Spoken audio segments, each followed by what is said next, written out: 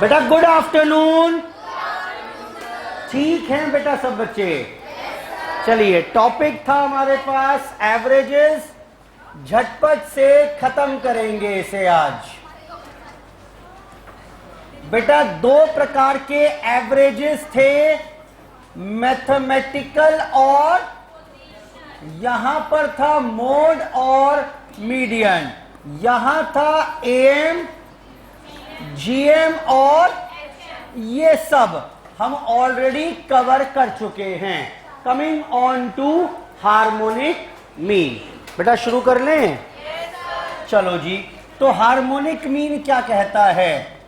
Harmonic mean की अगर बात करें तो इट इज अगेन, बेटा कौन से वाला एवरेज है? It is again a mathematical average. Sir mathematical है तो एक बात तो हमें समझ में आ गई, आप एचएमबी सिखाओगे, आप हमारे को कंबाइंड एचएमबी बताओगे और आप हमारे को वेटेड एचएमबी बताओगे। ये बात तो क्लियर है क्योंकि मैथमेटिकल में ये तीनों ही एवरेज निकलते हैं। ठीक है, तीनों ही कॉन्सेप्ट आते हैं। अब बात आई हार्मोनिक मीन का मतलब क्या? तो हार्मोनिक मीन क्या है? Harmonic mean is defined as reciprocal of. बेटा ये रेसिप्रोकल समझ में आता है कि नहीं आता है? क्या होता है जरा बताना। 2/3 का रेसिप्रोकल क्या हो जाएगा? 5 का क्या होगा? -3/7 का क्या होगा? Numerator becomes denominator and denominator becomes. तो एचएम कैसे आएगा? बोला जी रेसिप्रोकल कर दो। मैं डेफिनेशन को तोड़ रहा हूं फिर से शब्दों के हिसाब से, बस यही सीखना है। फॉर्मूला वगैरह तो 5 मिनट का काम है। Harmonic mean is defined as the reciprocal. अच्छा, किसी चीज का ये रेसिप्रोकल करना है। सर किसका करना है? आओ बताता हूं। Reciprocal of M. एम निकालो और उस एम का रेसिप्रोकल कर दो। ठीक है, एम का फॉर्मूला तो मुझे आता ही है। हाँ बोलो क्या होगा? यही तो फॉर्मूला है। इसका रेसिप्रोकल क्या होगा? n/summation(x). ये कुछ पढ़ पा रहे हो इतनी बार? एम निकालने के लिए ये फॉर्मूला, इसका रेसिप्रोकल तो इसकी बात कर रहे हैं। चलो जी ठीक है, और बताओ सर यहां तक समझ में आ गया? अच्छा सर ये एम किसका निकालना है? आपने कहा सर एम निकालो, एम का रेसिप्रोकल कर देना। सर और थोड़ा पीछे आओ, ये तो बताओ एम किसका निकालना है? एम ऑफ, एम निकालना है बेटा, एम ऑफ रेसिप्रोकल है। फिर रेसिप्रोकल किसका? ऑफ आइटम वैल्यूज या ऑब्जर्वेशन। ये है हमारे पास डेफिनेशन पूरी। अगर टुकड़ों में नहीं लिखूंगा आएगी ही नहीं समझ में, और ये मैं अभी के भी याद भी करा दूंगा। देखना क्या करना है आपको, क्या करना है आपको। आओ शुरुआत करते हैं। क्या करना है? बोला जी आइटम वैल्यूज पकड़ लो। अच्छा ये रही आइटम वैल्यूज। तो फिर क्या करूं? इनका निकाल लो रेसिप्रोकल। बेटा ये तो लिखा है। इनका रेसिप्रोकल बता पाओगे क्या? यानी 1/x निकाल लोगे? ये 2 था, ये 3 था, क्या हो जाएगा? 1/2, 1/3 एंड सो ऑन। अच्छा आइटम वैल्यूज का रेसिप्रोकल तो आ गया। क्या इसका अब एम निकाल लोगे? इस वाली सीरीज का एम फॉर्मूला बताओ, इसका एम कैसे निकलेगा? अरे बताओ एम कैसे निकालोगे सीरीज का? इसका टोटल लगा दूं मैं, ये लो sigma 1/x divide by n। बेटा ये am आ गया कि नहीं आया? यहां तक तो पहुंच गए। क्या किया आपने? आइटम वैल्यूज, उसका रेसिप्रोकल, जो रेसिप्रोकल वाली सीरीज बनी उसका एम निकाल दिया। इसको नाम दो, ये क्या लिखा हुआ है? ये क्या लिखा हुआ है? ये क्या लिखा हुआ है? ये लिखा हुआ है एम। किसका? AM of reciprocal of observation, है कि नहीं है? ये पढ़ो पूरा। AM of reciprocal of observation, यही लिखा है कि नहीं लिखा है? जल्दी बोलो। एम निकालो किसका? जो ऑब्जर्वेशन है उनके रेसिप्रोकल्स का सम। अच्छा ठीक है, फिर क्या करें? फिर क्या करें? करना क्या है? इसका फिर से क्या निकाल दो? अच्छा, इसका रेसिप्रोकल। अच्छा, इसका रेसिप्रोकल बताना बेटा। इसका रेसिप्रोकल क्या होगा? वो होगा n अपॉन सिग्मा 1/x। बोलो बेटा। बस बेटा बस, यही तो है HM, यही तो है HM। तो HM का फॉर्मूला क्या हो गया मेरे पास? अब HM is equal to n upon sigma. अगर यही कराना होता तो बात नहीं थी। वो ये पूछेगा तो नहीं, वो पता है क्या कहेगा? वो बोलेगा harmonic mean is defined as dash of item है। आपको समझ में आ रहा है? कुछ भी गायब कर देगा, एक दो वर्ड। अब अगर आपको वो पढ़ना आता है फॉर्मूला, पूरी डेफिनेशन, तब तो आप इसके फिल इन द ब्लैंक्स भर पाओगे, वरना इधर उधर भागते रह जाओगे, सिर्फ ये फॉर्मूला रट कर जाओगे। तो फॉर्मूला बना यहां से बेटा, ठीक है? तो harmonic mean is defined as the reciprocal. किसका? एम का। एम किसका? आइटम वैल्यूज के रेसिप्रोकल का। ठीक तो है? यही तो लिखा है मैंने, यही तो मैं बोल रहा हूं। क्या? ये देखो, harmonic mean is defined as reciprocal. किसका रेसिप्रोकल? एम का। एम किसका? रेसिप्रोकल ऑफ आइटम वैल्यूज का। क्या ये फॉर्मूला भी समझ में आ रहा है? देखो ना, ये बाद में तो जब इक्वेशन होती है सबसे पहले इनर ब्रैकेट सॉल्व करते हैं, याद है? तो फिर अगला ब्रैकेट, फिर लास्ट में। तो वही तो किया, पहले आइटम वैल्यूज का रेसिप्रोकल निकालो। क्या नाम दिया ऐसे मैंने? 1/x। बोलो बेटा। फिर क्या करो? अच्छा, फिर इसका एम निकालो। कैसे आएगा? ये आया कि नहीं आया? और फिर इस पूरे ब्रैकेट का क्या कर दो? फिर इस पूरे का रेसिप्रोकल कर दो। ये लो, n अपॉन सिग्मा 1/x क्या बन जाएगा? कैसे भी समझ लो भाई, एक ही बात है।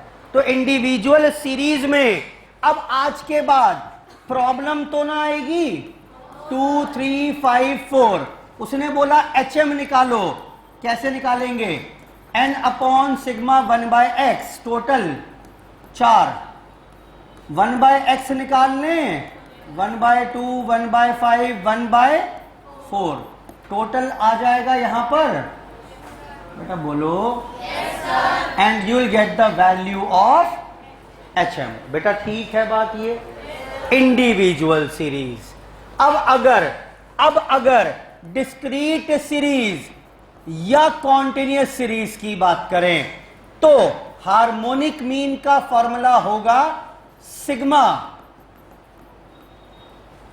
f upon sigma f। कुछ नई बात नहीं करी, AM में भी ऐसे ही करता था मैं। बोलो बेटा। GM में भी f को चिपका देता था, और HM में भी आज मैंने दोबारा से f को चिपका दिया। आप मेरी मदद करोगे, आप मुझे बताइएगा हार्मोनिक मीन वेटेड निकालने का फॉर्मूला क्या होगा? बेटा यही तो होगा।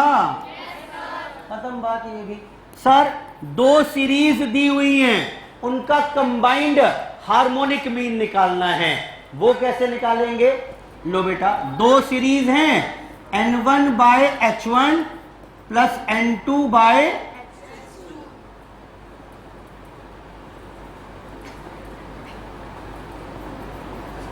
होल अपॉन, नहीं सॉरी, पहले देखो बताता हूं अभी। ये समझ में आई बात कि नहीं आई? ठीक। अच्छा एक बात बताओ, अब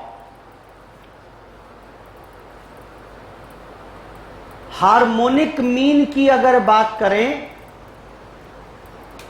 अगर कोई आइटम वैल्यू 0 हो जाए तो हार्मोनिक मीन निकाल पाओगे? समझ में आ रहा है? ये देखो, अगर कोई आइटम वैल्यू भाई साहब 0 हो गई यहां पर, तो 1/0 क्या होता है बेटा? पिट गया कि नहीं पिटा? अकेला average which can not be computed if any of the item value is 0। कौन सा? अरे बोलो भाई, HM। HM is the only average which can not be computed if any of the item value is 0। उसके अलावा there exist a relationship also. क्या है relationship? जरा सुनिए। मैं आपसे कहूं if all item values are equal, सारी आइटम वैल्यूज इक्वल हैं, सेम हैं, के हैं, AM कितना होगा? HM कितना होगा? GM कितना होगा? बेटा क्या इस रिलेशनशिप में कोई दिक्कत है? सही तो है। If all item values are constant से के, then AM is equal to GM is equal to HM। तीनों बराबर ही आएंगे। बल्कि स्कोर एक्सटेंड भी कर सकता हूं मैं आगे, बताओ कैसा? Equal to mode, equal to median भी लिख सकता हूं, लेकिन मैं फिलहाल मैथमेटिकल एवरेजेस की बात कर रहा हूं। If all item values are not same, तो बता रहा हूं मैं आपको AM की वैल्यू हमेशा सबसे बड़ी होगी, फिर GM आएगा, फिर HM आएगा। बेटा समझ में आ रही है बात? सबसे बड़ी वैल्यू कौन सी है? किसी भी सीरीज में निकाल लो, सबसे बड़ा क्या आएगा? सबसे छोटा क्या आएगा? और GM will lies between AM and HM। दूसरी बात सुनो, दूसरी प्रॉपर्टी सुनो कि GM is equal to AM into HM। आज के बाद तीनों में से कोई दो चीज दी होंगी, तीसरी निकाल पाओगे? बहुत इंपॉर्टेंट है, एग्जाम में पूछ चुका है इसके ऊपर क्वेश्चंस। अभी लिखवा रहा हूं सारी बातें।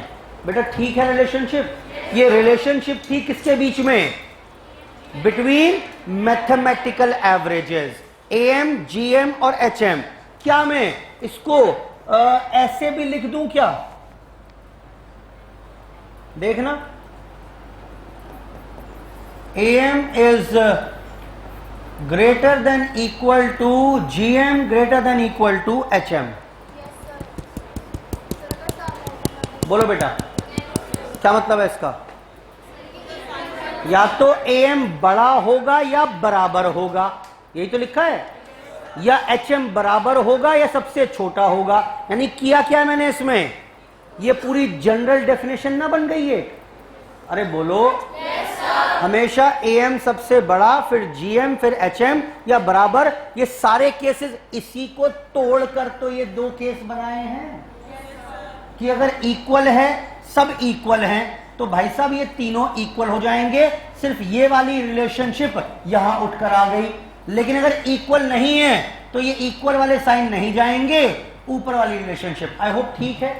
ये इन दोनों का कंबाइंड कॉम्बिनेशन ही बनाकर, इन दोनों का कॉम्बिनेशन ही तो है। यानी जनरल रूल तो यही है, जनरल रूल तो यही है।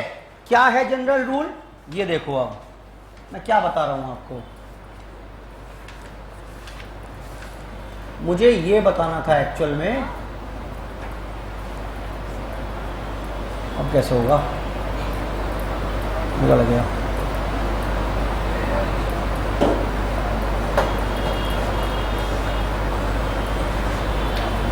सुनो, ये बोल रहा था मैं, रिलेशनशिप क्या है जी? रिलेशनशिप है AM is greater then GM greater then HM। मैंने ये यहां से शुरुआत की बात, ठीक। फिर मैंने इसको और डिटेलिंग कर दी कि भाई हमेशा ये रूल है तीनों के बीच में, लेकिन हाँ एक बात और सुन लो, अगर इक्वल है तो फिर तो ये तीनों इक्वल हो जाएंगे, और अगर इक्वल नहीं है तो ये रिलेशनशिप रहेगी। साथ में एक एडिशनल बात मैंने और चिपका दी। बेटा ठीक है बात कि नहीं है? बढ़ूं आगे, ठीक। नेक्स्ट पर आते हैं। नेक्स्ट की बात करें, ऐसे दो सीरीज दी हुई हैं, सीरीज 1 एंड सीरीज 2। दोनों में कितने कितने आइटम्स हैं, दोनों का कितना कितना हार्मोनिक मीन है, बोथ आर गिवन। तो क्या कंबाइंड HM निकाल पाइएगा? Answer is yes, answer is yes. Clear है बात? मोड कब सूटेबल था? मीडियन कब सूटेबल था? जब क्वालिटेटिव डेटा हो, बोलो बेटा, ठीक, या इनकम्प्लीट डेटा हो। अच्छा ये बताओ मुझे कि GM किस चीज के एवरेजेस के लिए ज्यादा सूटेबल रहेगा? रेशोज और परसेंटेज, याद आया कि नहीं आया? ऐसे ही अगर हम रेट्स की बात करें, रेट्स क्या होते हैं? when one variable is expressed with respect to another variable, जैसे kilometre per hour, rupees per KG, ये सारे रेट होते हैं। बोलो बेटा। मैंने आपसे कहा, आ चुका है एग्जाम में क्वेश्चन, मेरठ से दिल्ली गए हम 50 किलोमीटर प्रति घंटा की रफ्तार से, वापस आए 60 किलोमीटर प्रति घंटा की रफ्तार से। What is the average speed of entire journey? लो जी, एवरेज स्पीड आ गई, कितनी आ गई बेटा? 55 किलोमीटर प्रति घंटा। क्या ये समझ में आ रही है बात कि नहीं आ रही है? हम ऐसा लगता है हमारे को, ठीक, जबकि आपने मुंह उठाकर एवरेज का मतलब ये कर दिया। किसने कहा AM? You have to evaluate कि ज्यादा बेहतर एप्रोप्रिएट एवरेज कौन सा रहेगा। ये परसेंटेज होते तो क्या निकालते खुद से? वो नहीं बताएगा आपको क्या निकालना है, ये मेरी कॉल है। नहीं भाई नहीं, स्पीड का एवरेज करना है, रेट्स दिए हुए हैं, रेट्स का एवरेज करना है, तो राइट मीन कौन सा, राइट एवरेज कौन सा होगा? फॉर्मूला बताओ। अरे बोलो, n अपॉन सिग्मा, यानी 2/1/50 plus 1/।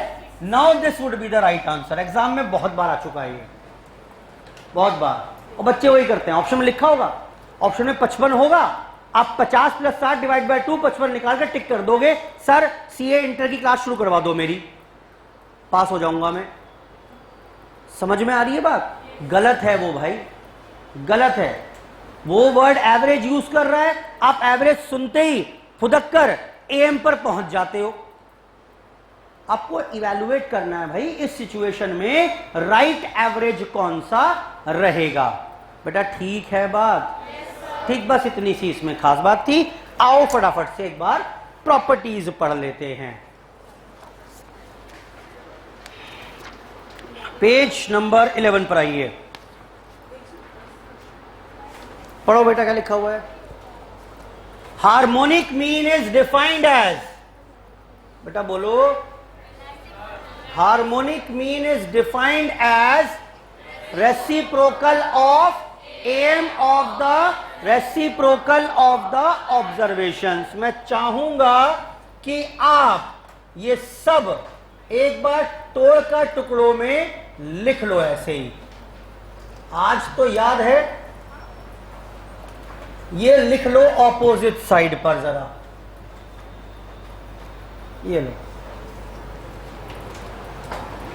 Is defined as the reciprocal of AM of reciprocal of item values. उसी को तोड़ के लिखवा रहा हूं बस, इससे एक एक वर्ड पर फोकस कर पाएं। एक एक वर्ड पर फोकस कर पाए। बढ़ूं बेटा आगे। इंडिविजुअल सीरीज में sigma N upon sigma 1/x, discrete में सिग्मा एफ। और आ गया properties, if all observations are constant HM is also के।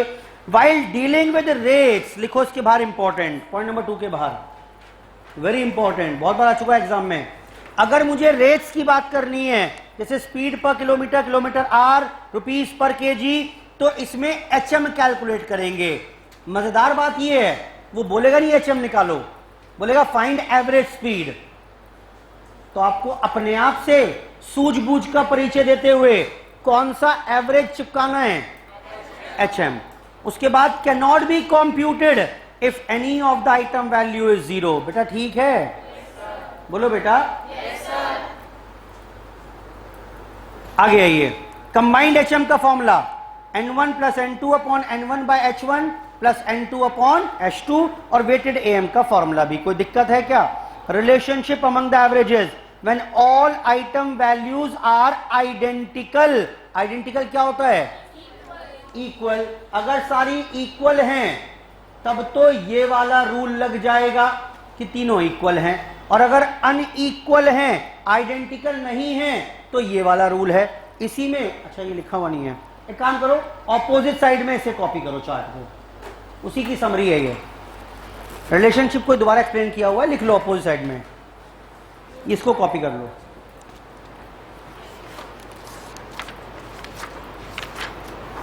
हार्मोनिक मीन, हार्मोनिक मीन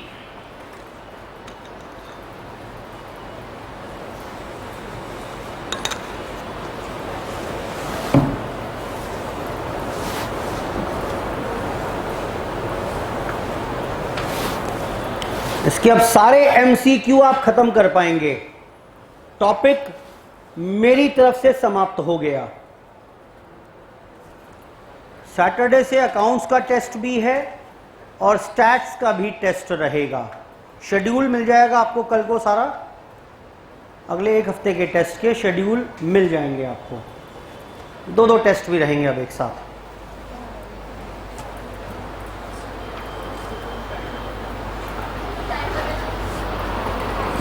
किस चीज का टाइम क्या हो गया? वो हो जाएगा सब, टेंशन को लेते हो, हम बैठे हैं ना। 7:30 से बैच कर देंगे, 2 बजे तक बैच कर देंगे, 3 बजे तक बैच कर देंगे, 4 बजे तक कर देंगे। एंजॉय करो बेटा, एंजॉय।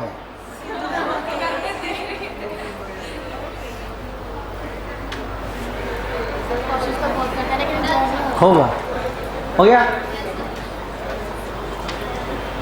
चलें बेटा आगे, आओ बेटा रथ आगे बढ़ाते हैं अपना। पेज नंबर 15 पर आकर क्वेश्चन पढ़ लीजिए, रीडिंग कराऊंगा, करेंगे अपने आप। Question number 30, find the harmonic mean for the numbers 2, 3, 5। कोई दिक्कत है क्या? क्वेश्चन 32 पढ़ो, 31 बाद में पढ़ेंगे।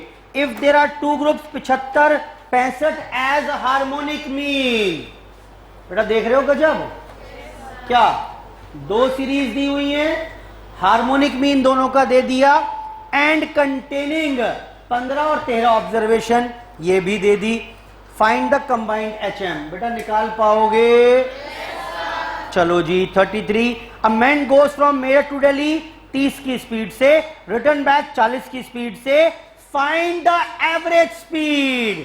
बड़ा आसान है, 30 + 40 divide by 2, 35 is the answer. आगे आओ, कर दें? हाँ, हार्मोनिक मीन का टॉपिक है इसलिए बोल रहे हो इतनी बात। गलत कर यही करके आओगे, 35 पर टिक करके आओगे आप, लिखवा लो मुझसे जहां चाहे मर्जी। ये आज तो आप सोच रहे हो जो कोई बात है इसमें तो आसान है, ये आज ही तो याद है। प्रॉब्लम क्या होता है, इतनी प्रॉपर्टीज हैं, इतनी रिलेशनशिप हैं कि वो नहीं ध्यान रहती, तो इसलिए प्रैक्टिस इंपॉर्टेंट है। समझ में आ रहा है? वरना कुछ है थोड़ा ना, एग्जाम का क्वेश्चन है ये, और आप देखिएगा बहुत बार आया हुआ एग्जाम में। क्यों? आज तो अभी पढ़ाया ताजा मैंने, इसलिए याद है आपको। आपने सीधा बोल दिया हार्मोनिक मीन, लेकिन जब टोटलिटी में पेपर आता है तो उस टाइम पर पूरे कोर्स के ऊपर कमांड होनी चाहिए, तभी काम कर पाएंगे। आइए क्वेश्चन 31 पर, एग्जाम का क्वेश्चन है ये भी। 31 देखना बेटा क्या कह रहा है, ये मैं करा रहा हूं। सीरीज दी हुई है 1, 1/2, 1/3 अप टू 1/n। इसका हार्मोनिक मीन निकालना है। हार्मोनिक मीन निकालना है। क्या करें हार्मोनिक मीन निकालने के लिए? बेटा फॉर्मूला बताना है, भूल गया मैं, क्या था? n/σ 1/x। क्यों ना पहले 1/x बना लूं? बनवाओ। 1, 2, 3 अप n हुआ कि नहीं हुआ? इनका सम कितना होगा? Sum of first n natural numbers का फॉर्मूला होता है मेरे पास, एपी जीपी में पढ़ेंगे भी, n इंटू n प्लस 1/2।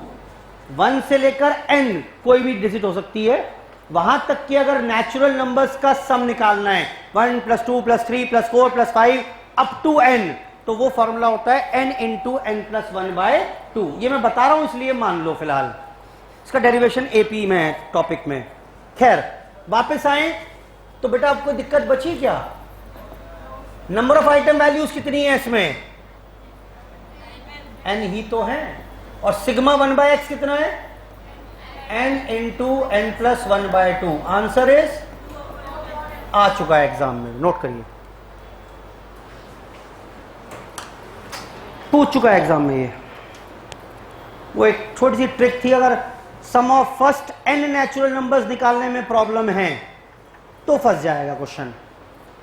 तरीका तब भी है, हम इसको AP मानकर सम ऑफ AP का फॉर्मूला भी मुझे आता है, n/2 2a + n-1d, वहां जाकर पढ़ेंगे तो उससे भी ये आ जाएगा। अदरवाइज शॉर्टकट यही है इसका। मैथ्स में करेंगे बहुत सारे शॉर्टकट्स। एक एक पेज का आंसर आराम से आ जाएगा 2-2 लाइनों में। 2/n+1। बेटा ठीक है बात ये? चलिए जी, तो इसके साथ ही हमारे पास पहला टॉपिक ऑफिशियली यहां पर फिनिश हो गया। टॉपिक था मेजर्स ऑफ सेंट्रल टेंडेंसी या एवरेजेस। ठीक, मैं एक बात बता दूं आपको, कुल मिलाकर 40 नंबर की स्टैटिस्टिक्स है। उस 40 नंबर की स्टैटिस्टिक्स में से लगभग 25 नंबर के क्वेश्चंस शुरू के 4 टॉपिक में से हैं, जो स्टडी मटेरियल के 2 ही चैप्टर हैं। एवरेजेस, इंडेक्स देखो, एवरेजेस के बाद डिस्पर्जन, उसके बाद कोरिलेशन और फिर रिग्रेशन। दिख रहा है कि नहीं दिख रहा है? इंडेक्स में दिख रहे हैं? ये चारों मिलाकर ही कम से कम 25 नंबर की वेटेज है आउट ऑफ 40 मार्क्स पेपर। ठीक, तो हम जो एक कवरेज कर रहे हैं, ये one of the important coverage हम कर रहे हैं स्टैटिस्टिक्स की। ये मत सोचना कि शुरू हुआ है सिलेबस तो अभी तो वार्म अप चल रहा है, उतना इंपॉर्टेंट नहीं है ये। शुरू के 4 टॉपिक्स 60-70% सिलेबस कवर कर देते हैं weightage wise, CA foundation statistics का। ठीक, सारे एमसीक्यू शुरू करो आज। पहले बुक के एमसीक्यू खत्म करोगे, उसके बाद स्टडी मटेरियल के सिर्फ एक्सरसाइज करनी है। क्लियर है? एडिशनल क्वेश्चन है उसमें पीछे, बोलो बेटा। नहीं करने।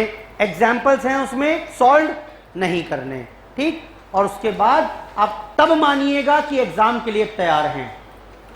आई कैन गारंटी यू सब समझ में आ गया होगा आपको, लेकिन एमसीक्यू फंसाएंगे आपको। जब उनकी प्रैक्टिस करोगे तब समझ में आएगा, अच्छा ये प्रॉपर्टी इसमें लगी हुई है इस प्रकार से। ठीक, तो वो करने ही करने हैं, कोई चॉइस ही नहीं है। आप सिर्फ मेरे पढ़ा देने से या समझ आ जाने से एग्जाम अटेम्प्ट नहीं कर पाओगे। ठीक, प्रॉपर्टी समझ में आना अलग बात है, उसकी प्रैक्टिस करना वो अलग बात है। तो करनी है, वेरी वेरी इंपॉर्टेंट। और फिर टेस्ट पे करोगे, टेस्ट में मजे आएंगे। इस बार स्टैट्स में नया मिलेगा देखने को आपको, है ना, सब कुछ नई चीज मिलेंगी, तो उसमें आप you will enjoy it. Sir कहाँ एंजॉय की बात कर रहे हैं? चलो थैंक यू, चर्चा समाप्त आज की। धन्यवाद, बाय बाय।